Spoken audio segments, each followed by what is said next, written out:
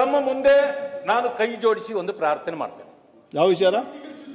ಅಲ್ಲ, ಯಾವ ವಿಚಾರ? ಮಾನ್ಯ ಕಾಶಪ್ಪನವರು ಅದು ದಲಿತರನ್ನ ನಿಂದಿಸಿದ್ದಾರೆ.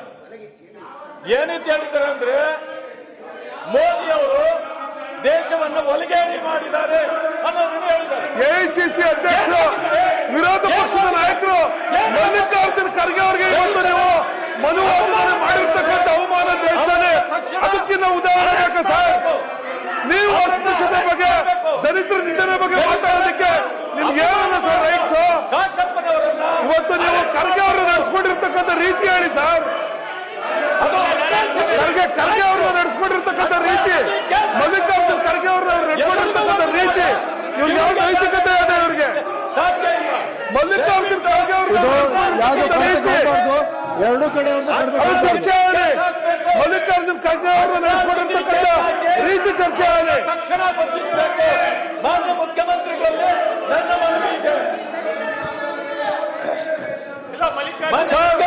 ಮೊದಲು ಮಲ್ಲಿಕಾರ್ಜುನ್ ಖರ್ಗೆ ಅವರು ಚರ್ಚೆ ಆಗಲಿ, ಅವ್ರನ್ನ ನಡೆಸ್ಕೊಂಡಿರ್ತಕ್ಕಂಥ ರೀತಿ ಚರ್ಚೆ ಆಗಲಿ. ಅವರೆಲ್ಲ ಬಂಧಿಸಬೇಕು. ದಯಮಾಡಿ ನೀವು ದಲಿತರಿದ್ದೀರಿ, ವಿರೋಧ ಪಕ್ಷದ ನಾಯಕರಿದ್ದೀರಿ. ಮಲ್ಲಿಕಾರ್ಜುನ್ ಖರ್ಗೆ ಅವ್ರ ಬಗ್ಗೆ ಏನ್ ಹೇಳ್ತೀರಿ ಸರ್? ಮತ್ತೊಂದು ಪುತ್ರ ಕೊಡಿ ಸರ್. ಮಲ್ಲಿಕಾರ್ಜುನ್ ಖರ್ಗೆ ಅವರು ನಡೆಸ್ಕೊಂಡಿರ್ತಕ್ಕಂಥ ರೀತಿ ಬಗ್ಗೆ ಹೇಳಿ. ಅದು ಪ್ರೆಸ್ ಮೀಟ್ ಅಲ್ಲಿ ಈ ರೀತಿ ಮಾಡಬಹುದಾ? ಮಾನ್ಯ ಮುಖ್ಯಮಂತ್ರಿಗಳು ಅವರನ್ನ ಖರ್ಗೆ ಅವರು ಮಾಡಿರ್ತಕ್ಕಂಥ ಅವಮಾನ, ಇಡೀ ದೇಶಕ್ಕೆ ಮಾಡಿರ್ತಕ್ಕಂಥ ಅವಮಾನ, ಅವ್ರನ್ನ ಅರೆಸ್ಟ್ ಮಾಡಿಸ್ಬೇಕು. ಖರ್ಗೆ ಅವರು ಮಾಡಿರ್ತಕ್ಕಂಥ ಅವಮಾನ, ಇಡೀ ದೇಶಕ್ಕೆ ಮಾಡಿರ್ತಕ್ಕಂಥ ಅವಮಾನ. ಕರ್ನಾಟಕ ರಾಜ್ಯಕ್ಕೆ ಮಾಡಿರ್ತಕ್ಕಂಥವ್ರು ನಮ್ಮ ಖರ್ಗೆ ಅವರು ಇದನ್ನು ಒಪ್ಕೊಳ್ತಾರ? ಸಭಾಪತಿಗಳೇ, I am on point of order. I want certain clarification from the... Okay, hey, in point of order. I am on the point of order and there certain clarification from the chair. ನೋಡಿ, ಮಾನ್ಯ ಸದನದ ಕಾನೂನನ್ನ ಒಂದ್ ನಿಮಿಷ ಅವಕಾಶ point of order ಕೇಳಿ. ಮಾನ್ಯ ಸಭಾಪತಿಗಳ ನಾನು ನೋಡಿ, ಕರ್ನಾಟಕ ಒಂದ್ ನಿಮಿಷ ರೀ, ಕರ್ನಾಟಕ ವಿಧಾನ ಪರಿಷತ್ತಿನ ಕಾರ್ಯವಿಧಾನ ಹಾಗೂ ನಡವಳಿಕೆ ನಿಯಮಗಳನ್ನ ಈ ಸದನ ನಿಯಮಾವಳಿಯನ್ನ ಮಾಡಿರುತ್ತದೆ. ಈ ಸದನವೇ ನಿಯಮಾವಳಿ ಮಾಡಿರುತ್ತದೆ ಮತ್ತು ಈ ಸದನದ ನಿಯಮಾವಳಿಯಲ್ಲಿ ಸೆಕ್ಷನ್ 68 ಅಲ್ಲಿ ಸಾರ್ವಜನಿಕ ಮಹತ್ವದ ಜರೂರು ವಿಷಯಗಳ ಮೇಲೆ ಅಲ್ಪಕಾಲ ಚರ್ಚೆ ನಡೆಸುವುದು, 68 ಸೆಕ್ಷನ್ ಚರ್ಚೆ ನಡೆಸಲು ಸೂಚನೆ ಕೊಡುವುದು, ಸಾರ್ವಜನಿಕ ಮಹತ್ವದ ಒಂದು ಜರೂರು ವಿಷಯದ ಮೇಲೆ ಚರ್ಚೆ ನಡೆಸಲು ಅಪೇಕ್ಷಿಸುವ ಯಾರೇ ಸದಸ್ಯರು ಚರ್ಚೆಗೆ ತರಬೇಕೆಂದಿರುವ ವಿಷಯವನ್ನು ಸ್ಪಷ್ಟವಾಗಿ ನಿರ್ದಿಷ್ಟವಾಗಿ ನಮೂದಿಸಿರುವ ಲಿಖಿತ ಸೂಚನೆಯನ್ನು ಕಾರ್ಯದರ್ಶಿಗೆ ಕೊಡಬಹುದು.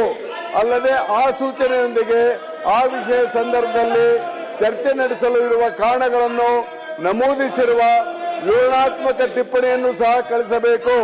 ಅಷ್ಟೇ ಅಲ್ಲದೆ ಈ ಸೂಚನೆಯು ಕನಿಷ್ಠ 2 ಸದಸ್ಯರ ಸಹಿಯನ್ನ ಹೊಂದಿರಬೇಕು ಅಂತ ಇದೆ. ಆಮೇಲೆ ಸೆಕ್ಷನ್ 69 ಸೂಚನೆಯನ್ನು ಅಂಗೀಕರಿಸುವ ಮತ್ತು ಕಾಲವನ್ನು ನಿರ್ಣಯಿಸುವ ವಿಚಾರವನ್ನು ಸಭಾಪತಿಯವರು ತೀರ್ಮಾನಿಸಬೇಕು ಅಂತ ಇದೆ.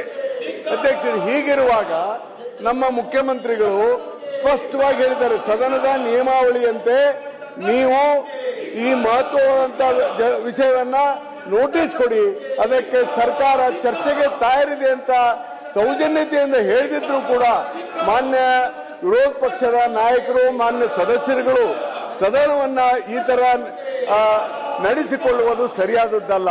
ಅದು ಅದಕ್ಕೆ ನಾನು under 68 of the house rules, 69 rules ಪ್ರಕಾರ ದಯವಿಟ್ಟು ನೀವು ರೂಲಿಂಗ್ ಕೊಡ್ಲೇಬೇಕು ಮತ್ತು ಅವರು ಈ ತರ ವರ್ತನೆ ಮಾಡುವುದನ್ನ ಅವರಿಗೆ ನಿಲ್ಲಿಸಲಿಕ್ಕೆ ತಾವು ಸೂಚನೆಯನ್ನ ಕೊಡಬೇಕು. ನೀವು ಏನು ಅಂಡರ್ ಸೆಕ್ಷನ್ 69 ಪ್ರಕಾರ ಈಗಾಗಲೇ ನಾವು ಅವ್ರಿಗೆ ಸೂಚನೆ ಕೊಟ್ಟಿದ್ವಿ, ನೋಟಿಸ್ ಕೊಡಿ ಅಂತ. ಕಳೆದ 4 ದಿವಸ ನಾವು ಹೇಳ್ತಾ ಇದ್ವಿ ನೋಟಿಸ್ ಕೊಡಿ ಅಂತ. ಅವ್ರು ನೋಟಿಸ್ ಕೊಡ್ತಾ ಇಲ್ಲ, ಮೊಂಡು ವಾದಿಸ್ತಾ ಇದ್ದಾರೆ. ಅದರಿಂದ ಸದನವನ್ನು ಸೋಮವಾರ 11 ಗಂಟೆಗೆ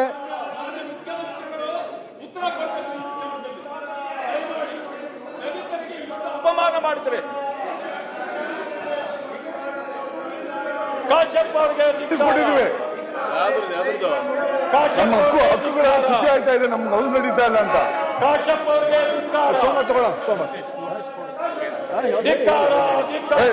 ಸೊ ನೀವು ನೋಟಿಸ್ ಕೊಡಿ. ಓಕೆ, ಆಯ್ತಾಯ್ತು. ಸದನವನ್ನು ಸೋಮವಾರ 11 ಗಂಟೆಗೆ ಮುಂದೂಡಲಾಗಿದೆ.